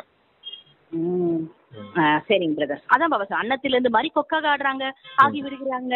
பிறகு தந்தை கருணை இல்லம் உடையவர் ஆதலால் புரிய வைத்துக் கொண்டே இருக்கிறாரு. ஒரு சிலர் மீண்டும் ஏறிடுறாங்கன்றாரு. கீழே விழுந்தாலும் ஒரு சிலர் மறுபடியும் மேல ஏறி விடுறாங்க. யார் நிலையாக ஸ்திரமாக இருக்கிறாங்களோ அவர்களுக்கு மகாவீரர் ஹனுமான் என்பார்கள். நீங்கள் மகாவீரர்கள் மகா வீராங்கனையாவீர்கள். வரிசை கிரமமாகவோ இருக்கிறாங்கன்றாரு பாபா. வரிசை கிரமமாகவும் இருக்கத்தான் இருப்பாங்க. எல்லாரையும் விட பயில்வான் மகாவீரர் என்று கூறப்படுகிறார். ம் ஆதி தேவனுக்கும் கூட மகாவீர் என்று கூறப்படுது. ம் அவர் மூலமாகத்தான் இந்த மகாவீரர்கள் பிறக்கிறார்கள். ம் பின்னர் உலகத்தின் மீது ஆட்சி புரிகிறார்கள். ம் பிரதர், மகாவீரர்கள் மூலியமானா பிரம்மா பிறக்கிறார்கள்னா பாபா தான் மகாவீர அனுமான் சொல்ல முடியும். ஆ, சரி. அனுமான் நெஞ்சு பழந்து காமிக்கும் போது உள்ள ராமன் சீதை இருந்தது தானே காமிக்கிறாங்க. ஆமா. அது போல பிரம்ம பாபா இதயத்துல யார் இருந்தா? குழந்தைகளும் அப்பாவும் தானே இருந்தோம். ஆமா. அது போல சொல்றார். ஆத்ம ராமனும் ஆத்ம சீதைகளும் தான் நினைவுல இருந்தாங்க பிரம்மா பாபாவுடைய இதயத்துல அப்படிங்கறத அப்படி காமிச்சிருக்காங்க. பிரம்மா பாபா தான் மகாவீரர். அவருக்கு பிறந்த குழந்தைங்க பிரம்மகுமார் குமாரிகள், நீங்க தான் மகாவீரர்கள் மகாவீராங்கனைகள் அப்படின்னு சொல்லியிருக்காரு. இன்னைக்குதான் ஞாபகம் இருந்தாலே சூப்பர் இல்லையா? நம்மலாம் மகாவீரர்கள் மகாவீராங்கனைகள் அப்படின்னு மாதிரி டைட்டில் கொடுத்திருக்காரு நமக்கு. சரிங்க பிரதர். ஆனா வரிசை கிரமாகவும் இருக்கத்தான் இருப்பாங்க. எல்லாரையும் விட பயில்வானுக்கு மகாவீரர் என்று கூறப்படுது. ஆதி தேவனுக்கும் கூட மகாவீர் என்று கூறப்படுது. ஆதி தேவன்றது யாரு? பிரம்மா பாபா தானே சொல்றாரு. ஆதி தேவன் கூட மகாவீரன் டைட்டில் இருக்கு இல்லையா அப்படின்னு. அவர் மூலமாகத்தான் இந்த மகாவீரர்கள் பிறக்கிறார்கள். பின்னர் உலகத்தின் மீதும் ஆட்சி புரிகிறார்கள். வரிசை கிரமப்படி புருஷார்த்தத்துக்கேற்ப முயற்சியும் ராவணன் மீது வெற்றி அடைய முயற்சி செய்கிறார்கள். புருஷார்த்தமும் செய்து கொண்டே இருக்கிறார்கள். ராவணன் என்பது 5 விகாரம். புரிந்து கொள்ள வேண்டிய விஷயம். இப்பொழுது உங்களது புத்தியின் பூட்டை தந்தை திறக்கிறார். பிறகு பூட்டு ஒரேடியாக மூடப்பட்டு விடுகிறது. இங்கும் அவ்வாறே இருக்கு. அதாவது பூட்டை வந்து திறக்கிறாரு, திரும்பவும் பிறகு பூட்டு வந்து மாயா மூடிடுது. புத்தி வாசல திறக்கிறாரு அப்பா. மறுபடியும் மாயை வந்து புத்தியில மற்ற விகாரத்தின் சிந்தனையை கொடுத்து மூடிடுது. வீண் சிந்தனையை கொடுத்து அப்பா பக்கமா அந்த புத்தி போகாம பூட்டி வச்சிருது அப்படிங்கிறார். சரிங்க. இங்கும் அவ்வாறே யாருடைய பூட்டு திறக்குதோ அவர்கள் போய் சேவை செய்யறாங்க. தந்தை சொல்கிறார், நீங்க போய் சேவை செய்யுங்க. சாக்கடையில விழுந்திருப்பவங்கள வெளியேற்றுங்க. அப்படி இல்லாம நீங்களும் சாக்கடையில விழுந்து விடுவது இல்லை தானே? ஆமா, தூய்மையற்றவங்களா நீங்க மாறிடுறது தானே. அவங்க தூய்மையற்றவங்களா மாறிட்டாங்க, போய் விழுந்துட்டாங்க. அப்ப நீங்களும் அவங்க கூட சேர்ந்து தூய்மையற்றவங்களா மாறிடக்கூடாது. நீங்க என்ன செய்யணும்? அந்த தூய்மையற்றவர்களை அப்படியே தூக்கி ஞானத்தின் நீரை ஊத்தி நல்லா கழுவி கிளீன் பண்ணி அந்த மனிதர்களை மறுபடியும் தேவதையா மாத்துறதுக்கான முயற்சி செய்யணும், சேவை செய்யணும் அப்படிங்கறத சொல்றாரு. அப்பா என்ன காரியம் செய்யறாரு? அப்பாவும் அதே போல தூய்மை பணியாளரா தான் வந்திருக்காரு, துப்புரவு பணியாளராக தான் வந்திருக்காரு. அதான் தூய்மையற்றவர்களை தூய்மையாக்க கூடியவர், பதித்த பாவனர் தானே சொல்றாரு. பதித்தவர்களை பாவனம் செய்யக்கூடியவர்கள் அப்படின்னு தான் நம்மளுக்கும் டைட்டில். அப்பா என்ன காரியம் செய்யறாரோ அதே காரியத்தை நீங்களும் செய்யணும், அதுதான் சேவை அப்படிங்கிறாரு. சரிங்க பிரதர். சாக்கடையில விழுந்துட்டோம், போய் காப்பாத்துங்கன்றாரு. நீங்களும் போய் விழுந்துடாதீங்கன்றாரு. அங்க அங்க நல்லா இருக்கே, இங்க ரொம்ப நல்லா சூப்பரா இருக்கே, மாயா ராவணன் காமிக்கா ஷோ பீஸா இருந்து சோலாம் பாக்காதீங்கன்றாருங்க பிரதர் பாபா. அதுதான், நீங்கள் வெளியே வந்து மற்றவர்களையும் வெளியேற்றுங்க. விஷ வைதரனிய நதியில் அளவற்ற துக்கம் இருக்கு, இப்போது அளவற்ற சுகங்களுக்கு நீங்க செல்ல வேண்டும் என்று தந்தை சொல்கிறார். யார் அளவற்ற சுகம் கொடுக்கிறாரோ அவர்களுக்கு மகிமை பாடப்படுது. துக்கம் கொடுக்கும் ராவனுக்கு மகிமை பாடப்படுதா என்ன அப்படி கேட்கிறார். ராவணனுக்கு அரக்கன் என்று கூறப்படும். நீங்கள் ராவண ராஜ்யத்தில் இருந்தீங்க, இப்ப அளவற்ற சுகத்தை பெறுவதற்கா நீங்க இங்க வந்திருக்கீங்க என்று தந்தை சொல்கிறார். உங்களுக்கு எவ்வளவு அளவற்ற சுகம் கிடைக்குது, எவ்வளவு மகிழ்ச்சி இருக்கணும். மேலும் எச்சரிக்கையுடனும் இருங்க. பதவி வரிசைக்கிரமாக இருக்கு. ஒவ்வொரு நடிகனுடைய பதவியும் தனித்தனியானது. எல்லோருக்குள்ளும் இறைவன் இருக்க முடியாது. தந்தை வந்து ஒவ்வொரு விஷயத்தையும் புரிய வைக்கிறார். எல்லோருக்குள்ளும் இறைவனும் இருக்க முடியாது. ஆமா, நம்ம அப்பா தனிப்பட்டவர் தானே, பரமாத்மா. அவருக்கும் தனிப்பட்ட மனம் புத்தி சம்ஸ்காரம் இருக்கு இல்லையா? ஆமா, அதனால அவர் தனிப்பட்டவரா தான் இருக்காரு, பரந்தாமத்துல தான் இருக்காரு. அவர் தான் வந்து ஞானம் சொல்லதான் முடியுமே தவிர எல்லாருக்குள்ளயும் அவர் இருக்கிறது கிடையாது. ஏன்னா பக்தி மதத்துல முயற்சி பண்ணி வரிசை கிரமத்துல வரீங்கன்றாரு. ஆமா, பக்தி மதத்துல என்ன சொல்லி வச்சிருக்காங்க? எனக்குள்ளும் இறைவன் இருக்கார், உனக்குள்ளும் இறைவன் இருக்கார், உலகம் எங்கும் இறைவன் இருக்கார், இறைவன் சர்வ வியாபியா இருக்காரு, கல்லுல இருக்காரு, முள்ளுல இருக்காரு, இப்படியே வந்துருச்சு இல்லையா? அதனாலதான் சொல்றாரு, யாருக்குள்ளயும் இறைவன் கிடையாது, இறைவன் தனிப்பட்டவரா இருக்காரு. அவர் வந்து உங்களுக்கு நல்ல விதமா நல்ல வழிகாட்டதான் முடியும். அவரு வந்து உங்களுக்கு மனிதர் வந்து தேவதையா மாறுறதுக்கான வழிதான் சொல்ல முடியுமே தவிர அவர் எல்லார் இதயத்திலயும் உட்காந்து நீங்க என்னென்ன செஞ்சிட்டீங்கன்னு கவனிச்சுட்டுலாம் இருக்க மாட்டாரு அப்படிங்கறத சொல்றாரு. அப்ப எல்லாருக்குள்ளயும் என்ன இருக்குது இந்த உலகத்துல? எல்லாருக்குள்ளயும் நல்ல 5 விகாரம் உட்கார்ந்து இருக்குது. அதத்தான் வெளியேத்தணும் அப்படிங்கறத சொல்றாரு. மாயாதான் சர்வ வியாபியா இருக்குது, இறைவன் ஒன்றும் சர்வ வியாபியா இல்ல அப்படிங்கிறாரு. கரெக்ட். அதுதான் இப்ப புரிய வைக்கிறாரு. எல்லாருக்குள்ளும் இறைவன் இருக்க முடியாது. ஏன்னா உங்களுக்குள்ள இப்ப இருக்கிறது யார் இருக்கா? 5 விகார ராசன். அத வந்து மென்ஷன் பண்றாரு. அத புரிஞ்சுக்கோங்க, அத வெளிப்படுத்துங்க. தந்தை ஒவ்வொரு விஷயத்தையும் இப்ப புரிய வைக்கிறாரு. நீங்க தந்தை பற்றி, படைப்போட முதலிடை கடை பற்றியும் வரிசைக்கிரமா முயற்சி கேப்ப அறிந்து கொண்டு மற்ற புரிய வைக்கிறீங்க. நீங்களும் அறிந்து கொண்டிருக்கீங்க. படிப்பில் வரிசைக்கிரமாகத்தான் மதிப்பெண்கள் இருக்கும். எல்லையில்லாத படிப்பு. இதில் குழந்தைகள் கவனம் கொள்ள வேண்டும். படிப்பு ஒரு நாளும் தவறவிடக்கூடாது. நம் மாணவர்கள் காட்ஃபாதர் இறை தந்தை நமக்கு படிப்பு சொல்லி தராரு. அந்த போதை குழந்தைக்கு எப்போ சதா ஏறி இருக்க வேண்டும். போதையிலே ஏறி இருக்கணும், போதையிலே இருங்கன்றார் பாபா. பகவான் சொல்கிறார். அவருடைய பெயரை மாற்றி கிருஷ்ணருடைய பெயரை போட்டுட்டாங்க. அவ்வளவுதான். தவறாக கிருஷ்ண பகவான் வாட்ச் என்று நினைத்து கொண்டு இருக்காங்க அப்படின்ற தவறா போயிடுச்சுன்றாரு பாபா. ஆமா, சிவனுடைய மகிமையெல்லாம் தூக்கி கிருஷ்ணருக்கு போட்டுட்டாங்க. சிவன் தான் பரமாத்மான்னு சொல்லணும், ஆனா கிருஷ்ணனை பரமாத்மான்னு சொல்லி வச்சிருக்காங்க. கிருஷ்ண பரமாத்மான்னு சொல்லிட்டாங்க. அதான் சொல்றாரப்பா, தேகதாரி மனிதனை எப்படியும் நீங்க பகவான்னு சொல்ல முடியும். பகவான்றவர் நிராகாரமானவர் அப்படின்னு சொல்லிக்கிறாங்க. அவரைத்தான் அபோக்தா, அஜன்மா, அயோனிஜகான்னு சொல்லி வச்சிருக்காங்க. அபோக்தானா என்ன? எதையுமே அனுபவிக்காதவர். கிருஷ்ணர் எல்லாத்தையும் அனுபவிச்சாரா இல்லையாரா? நல்லா சாப்பிட்டாரா இல்லையாரா? வாழ்க்கை அனுபவம் பண்ணாரா இல்லையாரா? பண்ணார் இல்லையா? ஜென்மம் எடுத்தாரா இல்லையா? அஜன்மான்னு சொல்லியிருக்காங்க கடவுளுக்கு மகிமையா. ஆனா இவர் ஜென்மம் எடுத்திருக்காரு இல்லையா? தேவகி வயிற்றுல தானே பிறந்தார் அவரு. ஜென்மம் எடுத்தவர் எப்படி பகவான்னு சொல்ல முடியும்? சுகத்தையும் பாத்துட்டாரு, துக்கத்தையும் பாத்துட்டாரு. ஆமா, அயோனிஜகா அப்படின்னு சொல்லி வச்சிருக்காங்க. அப்படின்னா என்ன? தாயின் யோனி வழியா பிறக்காதவர் அப்படின்னு தான் அர்த்தம். இவர் யோனி வழியா தானே பிறந்தாரு கிருஷ்ணரு. அப்புறம் எப்படி அவரை போய் பகவான்னு சொல்றீங்க? மனிதர்கள் எதையுமே புரிஞ்சுக்கிறது இல்ல. பகவானுடைய மகிமையெல்லாம் தூக்கி கொண்டு போய் கிருஷ்ணர் பையன்ல வச்சிருக்காங்க அப்படிங்கறத சொல்றாரு. அப்ப நீங்க நல்ல விதத்துல புரிஞ்சுக்கோங்க, சிவன் தான் பரமாத்மா. அவர் தான் எதையுமே அனுபவிக்காதவர், எந்த பிறப்பிறப்பு சக்கரத்திலயும் வராதவர், எந்த தாயின் வயிற்று வழியா பிறக்காதவர் அப்படிங்கறத சொல்றாரு. ஓகே பிரதர், இப்ப நம்ம கிறிஸ்டியனுக்கு ஞானம் சொல்றோம்னா பரமாத்மா பரலோகத்துல இருக்காரு சொல்றோம். சிவன் சொன்னா ஏத்துப்பாங்களா? பரமபிதான்னு சொன்னா ஏத்துக்கிடுவாங்க சிஸ்டர்.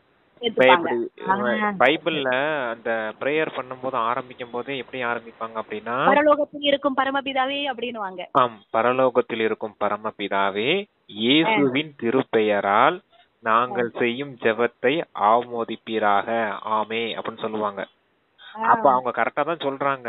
பரலோகத்தில் இருக்கும் பரமபிதாவே, நாங்க இயேசுவோட பேரை வச்சு உங்களை வழிபடுறோம், அதை நீங்க ஏத்துக்கோங்க அப்படின்னு சொல்றாங்க. ரெண்டுக்கும் பரமபிதாவுக்கும் இவங்களுக்கு இடையில இயேசுவை கொண்டு வந்து வச்சிருக்காங்க பாத்தீங்க இல்லையா? அங்கேயும் பாருங்க, ஒரு தேகதாரி மனிதர்கள் வந்திருக்காரு பாத்தீங்க இல்லையா? இயேசு எப்படி இறைவன் சொல்ல முடியும் உங்களால? ஆனா கிறிஸ்டியன்ஸ் எல்லாருமே இயேசுவை தான் இறைவன் சொல்லிட்டு இருப்பாங்க. அந்த பரமபிதாவை விட்டுட்டாங்க. இவர் தான் கடவுள், இவர் தான் பரமபிதா, இவர் தான் பரிசுத்த ஆவி அப்படின்னு வேற மாதிரி கொண்டுட்டு போயிட்டாங்க அவங்களுடைய ரிலிஜியன் அடிப்படையில. அதான் சொல்றாரு, யாருமே இந்த உலகத்துல இறைவனை தெரிஞ்சுக்கவே இல்லை. இறைவனே வந்து அவருடைய அறிமுகத்தை கொடுக்கும் போதான் அவர் யாருன்னே நம்மளாலே தெரிஞ்சுக்க முடியும் அப்படிங்கிறாரு. அப்ப வந்து நம்ம மென்ஷன் பண்ணி சிவன் சொல்லக்கூடாது, பரமாத்மா இருக்கிறாரு. பரமபிதான்னு சொன்னா ஏத்துக்கிறவங்க. பரமபிதா அவர் வந்து ஒளி சுரூபமா இருக்காரு, அவர்தான் இறைவன் சொல்லணும். ஆமா, இல்ல அவங்ககிட்ட சொல்லும் போதே சொல்லுங்க. நீங்க பிரேயர் ஆரம்பிக்கும் போது எப்படிங்க ஆரம்பிப்பீங்க? பரலோகத்தில் இருக்கும் பரமபிதாவே அப்படின்னு தானே ஆரம்பிப்பீங்க. அப்புறம் அவர் எங்க இருக்காரு ஈஸியா கண்டுபிடிச்சிடலாம். பரலோகத்துல தானே இருக்காரு பரமபிதா. ஆமா, அப்புறம் இதுக்கு தேவையில்லாம இந்த இயேசுவின் திருப்பெயரால். ஆமா, புரிஞ்சுது. வந்து மைண்டன். ஆமா, மைண்டன் தானே. அப்ப நாமெல்லாம் யாரு? நாமளும் அவரை அப்புறம் அவருக்கு சமமானவங்க தான் நாமளும். அவருக்கு நமக்கும் எந்த வித்தியாசமும் இல்ல. அவர் தர்மத்தை ஸ்தாபனை செய்ய வந்தாரு, கிறிஸ்தவ தர்மத்தை. அவ்வளவுதான் அவருக்கு மகிமையை தவிர அவரை கடவுள் நினைக்கணும்னு அவசியம் இல்லை இல்லையா? அப்ப கடைசி வரைக்கும் பாபாவை வந்து யாருன்னு தெரிஞ்சுக்க மாட்டாங்களா பிரதர்? ஒரு சிலர் கிறிஸ்து பரமாத்மா மட்டும் புரிஞ்சுப்பாங்க, அவ்வளவுதான். சிவன், இவரோட பெயர் சிவன்றது இந்துக்களுக்கு, இந்துக்களான நமக்கு தான் தெரியும். ஆமா, இறுதி நேரத்துல எல்லாருக்கும் ஒளி புள்ளியும் ஆத்மா பரமாத்மாவுடைய நினைவு இருந்தாதானே முக்தி தாமத்துக்கே போக முடியும். ஒரு நடியா நினைக்கணும் இல்லையா அவங்க? ஆனா அவர் யாருன்றது தெரிஞ்சுக்க மாட்டாங்கன்ற இவ்வளவு ஞானம்லாம் யாருக்குமே கிடைக்காது சிஸ்டர், நமக்கு மட்டும் தான் கிடைக்கும். தெரியாது, நமக்கு மட்டும் தான். அதுக்குதான் சொல்றாரு, அததான் புரிய வைக்கிறார், இந்த போதையில இருங்க அப்படின்னு. ஆமா, ஓகேங்கிறது அதான் பகவான் வாட்ச் இங்க சொல்றது என்னன்னு, அந்த போதையில இருங்கன்றாரு பகவான் கூறுகிறார். அவருடைய பெயரை மாற்றி கிருஷ்ணனுடைய பெயரை போட்டாங்கன்றாரு. ஓகே, இங்கேயும் அந்த பைபிள்லயும் அதே மாதிரி சொல்றாங்க, இங்கேயும் நம்ம இது மாதிரி போட்டோம். உண்மையான கடவுள பகவான் யாரு, பகவானே இங்க பேசுறாருன்றது புரிஞ்சுக்கோங்கன்றார் பாபா. கிருஷ்ண அப்புறம் ஏனெனில் கிருஷ்ணர் நெக்ஸ்ட் டு காட், இறைவனுக்கு அடுத்தவர் ஆவார். தந்தை ஸ்தாபனை செய்யும் சொர்க்கத்தில் முதல் நம்பர் இவர் ஆவார். இந்த ஞானம் இப்போ உங்களுக்கு கிடைச்சிருக்கு. வரிசை கிரம முயற்சி கேப்ப தங்களுக்கும் நன்மை செய்கிறார்கள் மற்றும் மற்றவர்களுக்கும் நன்மை செய்து கொண்டிருக்கிறாங்க. அவர்களுக்கு சேவை இன்றி ஒரு பொழுதும் சுகம் ஏற்படாது. குழந்தைகளாக நீங்கள் யோகம் ஞானம் வலிமையுடையவரா ஆகினீர்கள் என்றால் ஜின்புதம் போல இடைவிடாம காரியம் செய்வீங்க. மனிதனை தேவதையாக்கக்கூடிய ஹாபி பழக்கம் உங்களுக்கு ஏற்பட்டு விடும். இறப்பதற்கு முன்னதாகவே தேர்ச்சி அடைய வேண்டும். சேவையும் நிறைய செய்ய வேண்டும். பின்னாலோ சண்டை மூண்டு விடும்ன்றார். அதான் பின்னால் போக போக சண்டை நிறைய ஆரம்பிச்சிடும், அது நிறைய வந்துரும்ன்றாரு. பின்னால போக போக நிறைய வரும், இயற்கை சீற்றங்கள் கூட வரும் அப்படி சொல்றாரு. நல்லது, வாணி முடிக்கிறாங்க. ஓகே சிஸ்டர், இதெல்லாம் சொல்லிட்டோம்ல ஏற்கனவே. தாரணி, ஆமாங்க பிரதர், சொல்லியாச்சு. தாரணி சொல்லலாமா? லாஸ்ட் சோ ஃபர்ஸ்ட், கடைசியில் இருந்து முதலில் செல்வதற்கு மகாவீரர் ஆகி புருஷார்த்தம் செய்ய வேண்டும். மாயையின் புயல்களில் ஆடி போக கூடாது. தந்தைக்கு சமானமாக கருணையுள்ள உடையவரா தந்தைக்கு சமமாக கருணையுள்ள உடையவராகி மனிதர்களின் புத்தியின் பூட்டை திறப்பதற்கான சேவை செய்யுங்கன்றாரு. அவசியம் செய்ய வேண்டும். ஞான கடலில் தினமும் ஞானஸ்தானம் செய்து பரிஸ்தா இளவரசி ஆக வேண்டும். ஒரு நாள் கூட படிப்பை தவறவிடக் கூடாது. பகவானுக்கு நாம் மாணவரா இருக்கிறோம் என்ற இந்த போதையில இருக்க வேண்டும்.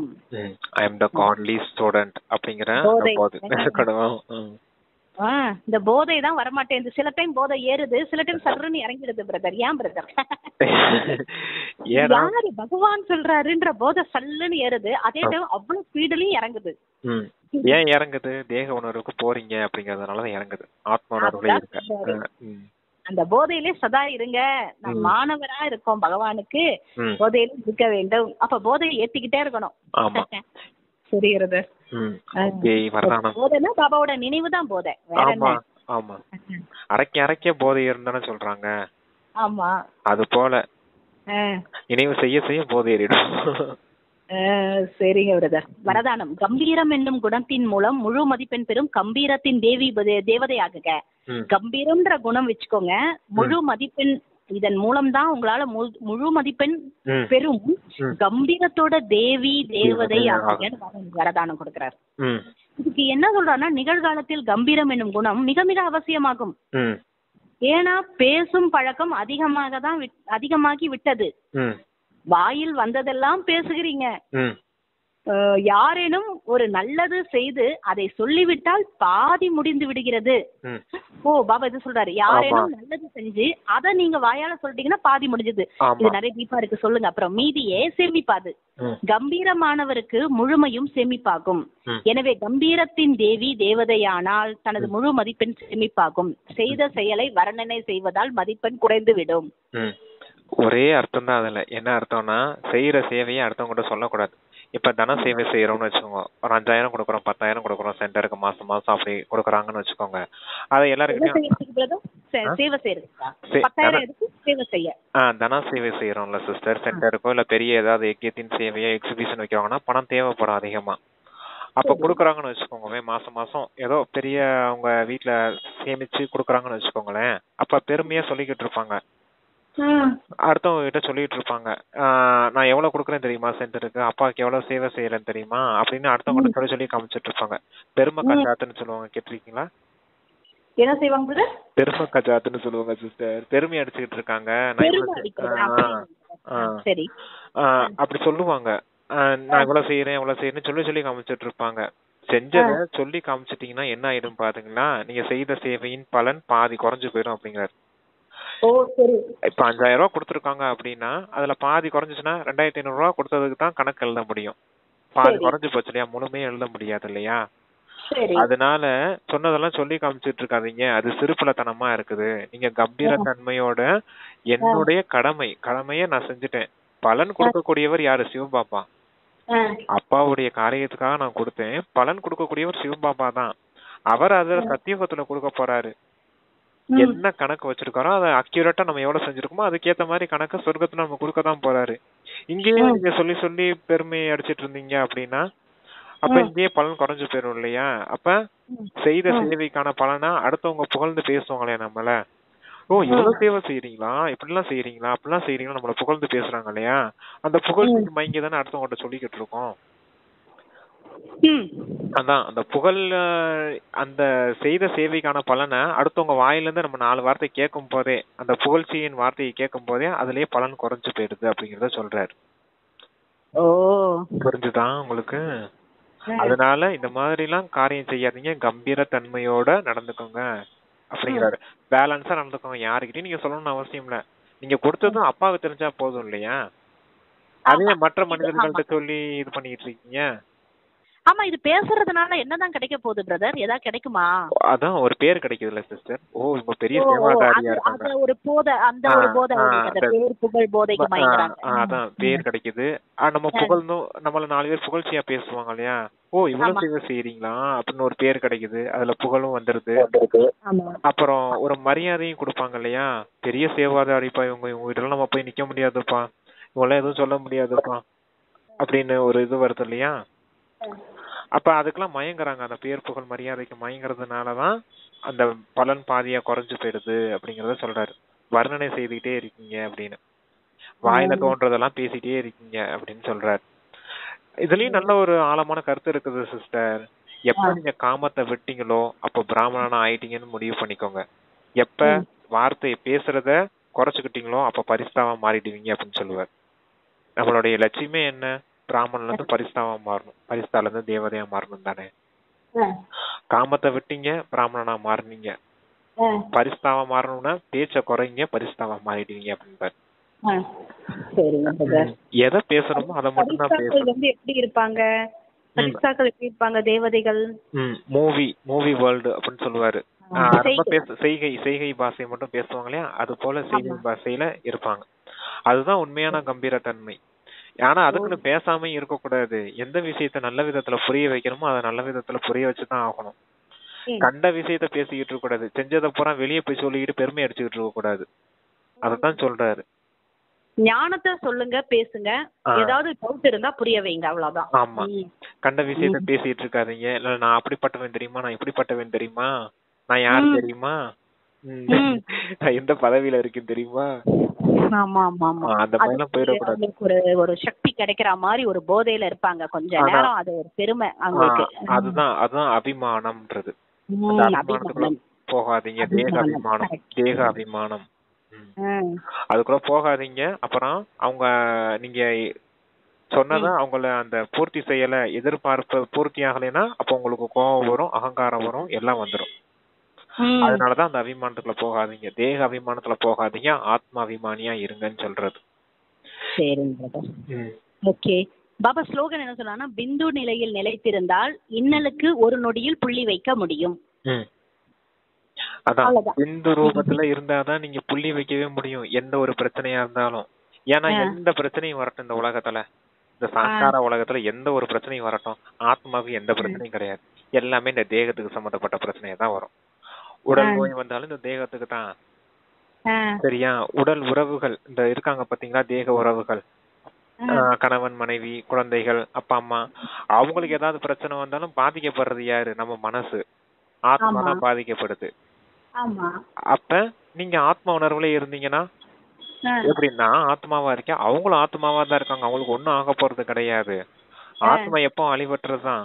டிராமா படி அவங்களுக்கு ஒரு சரீரம் கிடைச்சிருக்குது, அதுல அவங்க பாட்டை பிளே பண்ணிக்கிட்டு இருக்காங்க. இப்படி அந்த ஆத்மா உணர்வுலயே பார்த்து ஆத்மா உணர்வுலயே இருந்தீங்க அப்படின்னா எந்த ஒரு பிரச்சனையுமே உங்களுக்கு பெருசா பாதிப்பை ஏற்படுத்தாது, இன்னல்களை ஏற்படுத்தாது, பிரச்சனையை ஏற்படுத்தாது. அப்ப ஈஸியா உங்களால ஃபுல் ஸ்டாப் வைக்க முடியும். டிராமா அப்படின்னு முற்றுப்புள்ளி வைக்க முடியும் அப்படிங்கறத சொல்றாரு. இல்ல அவங்கள தேகமா பார்த்து தேகமா உணர்ந்தீங்கன்னா அப்ப நீங்க தான் கஷ்டப்படுவீங்க. புரியுதுங்களா? பிந்து நிலையில இருந்தீங்கன்னா இன்னலுக்கு ஒரு நொடியில புள்ளி வைக்க முடியும்னா, பிந்துனா நான் ஆத்மா எல்லாம் அவங்க பார்த்து நடிக்கிறாங்க. அவங்களுக்கு என்ன நடக்க போகுது, டிராமால நடக்குது, அவங்களுக்கு நான் என்ன செய்யலாம், ஆத்மாவா இருந்து என்ன செய்யலாம், ஆத்மா அவங்களும் ஆத்மா. Okay brother. அவங்களுக்கு தூய்மையை கொடுக்க முடியும், சுகத்தை கொடுக்க முடியும், சாந்தியை கொடுக்க முடியும், அமைதியை கொடுக்க முடியும். அததானே செய்ய முடியும். இல்ல அவங்களுக்கு ஒத்துழைச்சு செய்ய முடியும். சில காரியங்கள் அவங்களால முடியாம இருக்கலாம், நம்ம ஸ்தூலமா அவங்களுக்கு காரியம் செஞ்சு கொடுக்க முடியும். அத செய்ய முடியுமே தவிர அவங்க கணக்கு வழக்கு வேற. அவங்க கணக்கு வழக்குள்ள நம்ம போய் இன்டர்ஃபியர் ஆகி இவங்களுக்கு இப்படி ஆயிடுச்சு அப்படி ஆயிடுச்சுன்னு அவங்கள இது சொல்லிட்டு இருக்க முடியாது இல்லையா? கரெக்ட்டுங்க தான் பிரதர். அவங்களுக்கு என்ன நடக்கணுமோ அது நடக்கும் டிராமா படி. பட் நம்ம வந்து பாபா என்ன சொல்றாரு, அவங்களுக்கு என்ன நம்மளால செய்ய முடியுமோ அந்த உதவியை செய்யுங்க, ஆத்மா உணர்வுல இருந்து செய்யுங்க, ஆத்மான்னு பாருங்க. ஆனா அவங்கள பார்த்து நம்ம பாதிக்கப்படக்கூடாது, அத புரிஞ்சுக்கணும். அது இருக்கணும் இல்லையா? அதுக்கு தான் அந்த ஸ்லோகம் சொல்றாரு. ஓ சரிங்க பிரதர். Okay okay. நிறைய விஷயம் சொல்லிட்டாரு பாபா. இன்னைக்கு இன்னும் நிறைய இருக்கு ஆழமா. அடுத்தடுத்து வாணியில அவர் ஒரு பாயிண்டா பாபா புரிய வைப்பாருன்னு நினைக்கிறேன். சரிங்க brother. Okay sister. Thank you Baba. Thank you brother. Thank you Baba. Okay brother.